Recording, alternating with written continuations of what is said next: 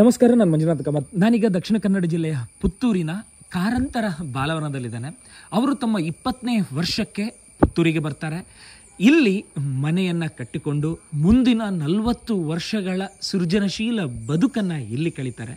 ನೋಡಿ, ಇದು ಕಾರಂತರ ಬರಹದ ಕೊಠಡಿ. ಅವರು ಕಾದಂಬರಿಗಳನ್ನು ಬರಿತಾ ಇದ್ದದ್ದು ಇಲ್ಲೇ ಅಂತ. ಸೊ ಬನ್ನಿ, ಇವತ್ತೀಗ ಈ ಮನೆಯನ್ನು ನೋಡ್ಕೊಂಬರೋಣ.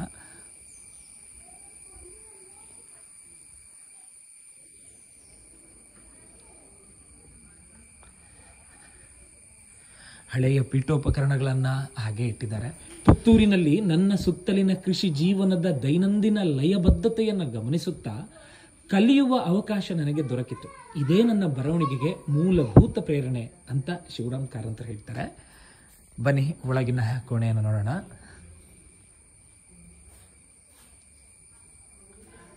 ಈ ಕೋಣೆ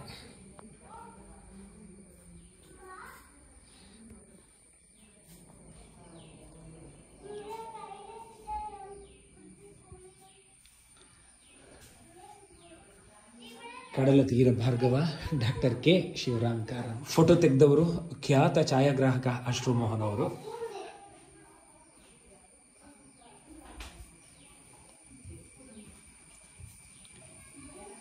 ಸೊ ಈ ಕೋಣೆ ದೇವರ ಕೋಣೆ ಅಂತ ಇದೆ. ತಮ್ಮ ಪೂಜೆ ಪುನಸ್ಕಾರಗಳಿಗಾಗಿ ಲೀಲಾ ಕಾರಂತರು ಒಂದು ಚಿಕ್ಕ ಜಾಗವನ್ನು ಮೀಸಲಿಟ್ಟಿದ್ದರು. ಮಧ್ಯಾಹ್ನಗಳಲ್ಲಿ ಸಣ್ಣ ವಿಶ್ರಾಂತಿಯನ್ನು ಪಡೆಯಲು ಆಕೆ ತೆರಳುತ್ತಿದ್ದುದು ಇಲ್ಲಿಗೆ.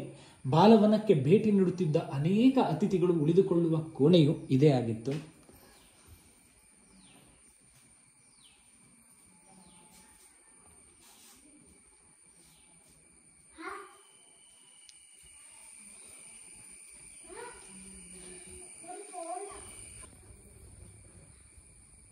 ಇದು ಊಟದ ಕೋಣೆ.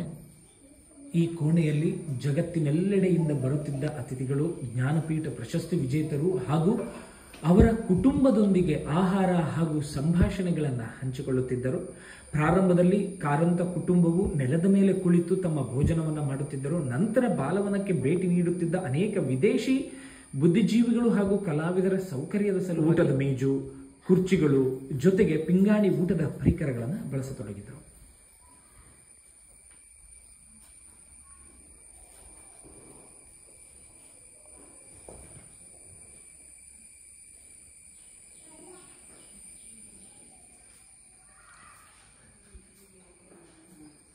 ಕಡಲ ತೀರದ ಭಾರ್ಗವ ಜ್ಞಾನಪೀಠ ಪ್ರಶಸ್ತಿ ಪುರಸ್ಕೃತ ಡಾಕ್ಟರ್ ಕೋಟ ಶಿವರಾಮ ಕಾರಂತರ ಸ್ಮರಣಾರ್ಥ ಭಾರತೀಯ ಅಂಚೆ ಇಲಾಖೆಯು ದಿನಾಂಕ ಅಕ್ಟೋಬರ್ 10, 2003 ಕೋಟದಲ್ಲಿ ಬಿಡುಗಡೆಗೊಳಿಸಿದ ವಿಶೇಷ ಅಂಚೆ ಚೀಟಿ. ಮೇಲ್ಚಾವಣಿ.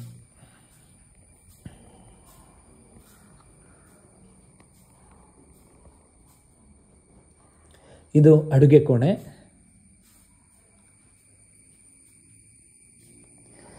ಹಳೆಯ ವಸ್ತುಗಳಿವೆ.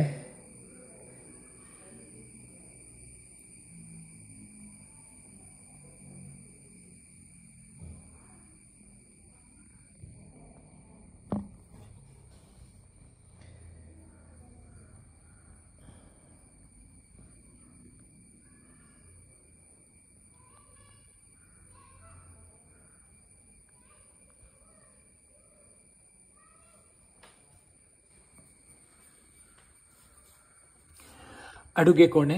ಈ ಸಾಂಪ್ರದಾಯಿಕ ಅಡುಗೆ ಕೋಣೆಯು ಅಂದಿನ ಕಾಲದ ಪಾತ್ರೆ ಹಾಗೂ ಪರಿಕರಗಳಿಂದ ಸುಸಜ್ಜಿತವಾಗಿತ್ತು. ಗೋಡೆಗೆ ಹಚ್ಚಲಾಗಿದ್ದ ಕುಡುಗೋಲು, ಉಪ್ಪಿನಕಾಯಿ ಜಾಡಿಗಳು, ಹಿತ್ತಾಳೆ ಲೋಟಗಳು ಹಾಗೂ ಅನೇಕ ಗಾತ್ರದ ಪಾತ್ರೆಗಳು, ಬೀಸುವ ಕಲ್ಲು, ಒತ್ತು ಶಾವಿಗೆ ಮಾಡುವ ಒರಳು, ತೆಂಗಿನಕಾಯಿ ತುರಿಯೋ ಮಣೆ ಇತ್ಯಾದಿ. ರೆಫ್ರಿಜಿರೇಟರ್ ಇರಲಿಲ್ಲ. ಪ್ರತಿ ಸಲವೂ ತಾಜಾ ಆಹಾರವನ್ನು ಸಿದ್ಧಪಡಿಸಬೇಕೆಂದು ಲೀಲಾ ಕಾರಂತರು ನಂಬಿದ್ದರು. ಉತ್ತಮವಾಗಿ ಅಡುಗೆ ಮಾಡುತ್ತಿದ್ದ ಅವರ ಊಟವನ್ನು ಮಾಡಲು ಪ್ರತಿ ದಿನವೂ ಆಕೆಯ ಕುಟುಂಬವು ಎದುರು ನೋಡ್ತಾ ಇತ್ತು. ಹೊರಗೆ ಅಡುಗೆ ಕೋಣೆಯ ಹಿಂದೆ ಹಸುವಿನ ಕೊಟ್ಟಿಗೆ ಹಾಗೂ ಸ್ನಾನಕ್ಕಾಗಿ ಕಟ್ಟಿಗೆಯ ಮೂಲಕ ನೀರನ್ನು ಕಾಯಿಸುತ್ತಿದ್ದ ಸ್ಥಳವೊಂದು ಇತ್ತು. ಸೊ ಈಗ ಇಲ್ಲಿ ಏನೂ ಕಾಣ್ತಾ ಇಲ್ಲ.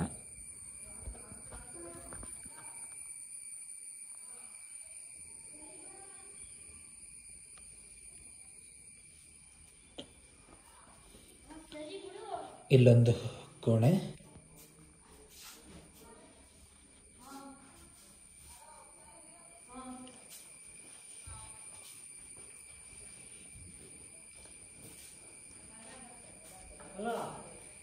ಅಷ್ಟು ಹಾಕ್ತಾರೇನೋ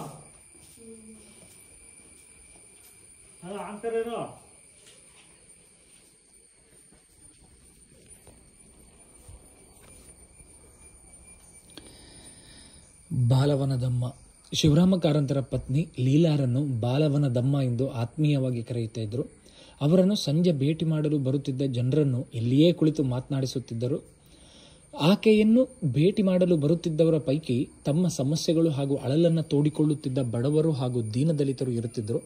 ಆಕೆಗೆ ಇದ್ದ ಮನಃಶಾಸ್ತ್ರ ಹಾಗೂ ಮಾನವ ನಡವಳಿಕೆಯ ಬಗೆಗಿನ ಆಳವಾದ ಆಸಕ್ತಿಯಿಂದ ಲೀಲಾ ಕಾರಂತರು ಎಲ್ಲರಿಗೂ ಕನಿಕರ, ಉತ್ತೇಜನ ಹಾಗೂ ಸಲಹೆಯನ್ನು ನೀಡುತ್ತಿದ್ದರು.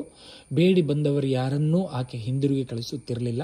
ಶ್ರೀಮಂತ ಅಥವಾ ಬಡವನಾಗಲಿ, ದೊಡ್ಡವರಾಗಲಿ ಅಥವಾ ಸಣ್ಣವರಾಗಲಿ ಎಲ್ಲರನ್ನೂ ಒಂದೇ ಸಮನಾಗಿ ನೋಡುವ ಅಪರೂಪದ ಗುಣವನ್ನು ಲೀಲಾ ಕಾರಂತರು ಹೊಂದಿದ್ದರು. ಸೊ ಇದೇ ಜಾಗದಲ್ಲಿ ಕೂತ್ಕೊಳ್ತಾ ಇದ್ರು ಅನ್ಸುತ್ತೆ.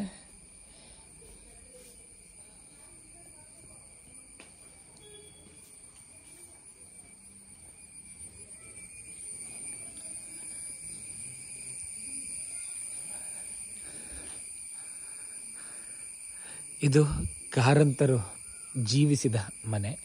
ಸೊ ಇದು ಅವರ ಅಧ್ಯಯನ ಕೊಠಡಿ. ಬನ್ನಿ ಮೊದಲು ಕೆಳಗಿರುವ ಕೋಣೆ ನೋಡೋಣ.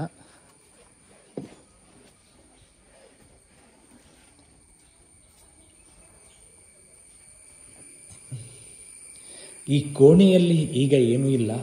ಆದರೆ ಕಾರಂತರ ಕಾದಂಬರಿ ಬರಹಗಳ ಅಭಿಮಾನಿಗಳಿಗೆ ಈ ಕೋಣೆಯಲ್ಲಿ ಕಾರಂತರ ಬದುಕು ಕಾಣಿಸ್ಬೋದು.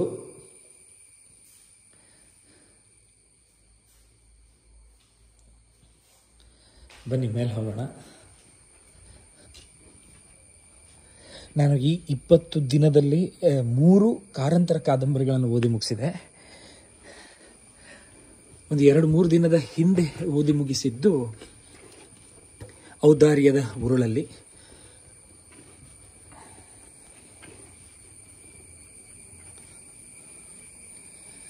ಇದು ಮೇಲ್ಮಹಡಿಯ ಕೋಣೆ.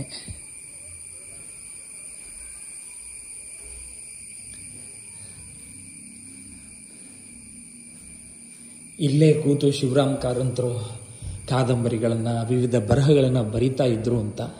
ಸೊ ಕಾರಂತರ ಪ್ರಯೋಗ ಶಾಲೆಗೆ ಈ ಪುತ್ತೂರಿನ ಬಾಲವನ. ಶಿವರಾಮ್ ಕಾರಂತರ ಈ ಬಾಲವನದಲ್ಲಿ ಮೇಲ್ಗಡೆ ಹೀಗೆ ಹೋದರೆ ಬಯಲು ರಂಗಮಂದಿರ, ಅದೇ ರೀತಿ ಅದೇ ದಾರಿಯಲ್ಲಿ ಚೈತನ್ಯ ನಾಟ್ಯ ಶಾಲೆ ಸಭಾಭವನ, ಈ ಭಾಗದಲ್ಲಿ ಈಜುಕೊಳ ಮತ್ತು ಕಲಾ ಗ್ಯಾಲರಿ ಇದೆ. ಸೊ ಹಾಗೆ ಈ ಕಡೆ ಡಾಕ್ಟರ್ ಶಿವರಾಮ್ ಕಾರಂತರ ಮನೆ ಮತ್ತು ಅವರ ಅಧ್ಯಯನ ಕೊಠಡಿ. ಬನ್ನಿ ಪುತ್ತೂರಿಗೆ, ಪುತ್ತೂರಿನ ಬಾಲವನಕ್ಕೆ. ನಮಸ್ಕಾರ.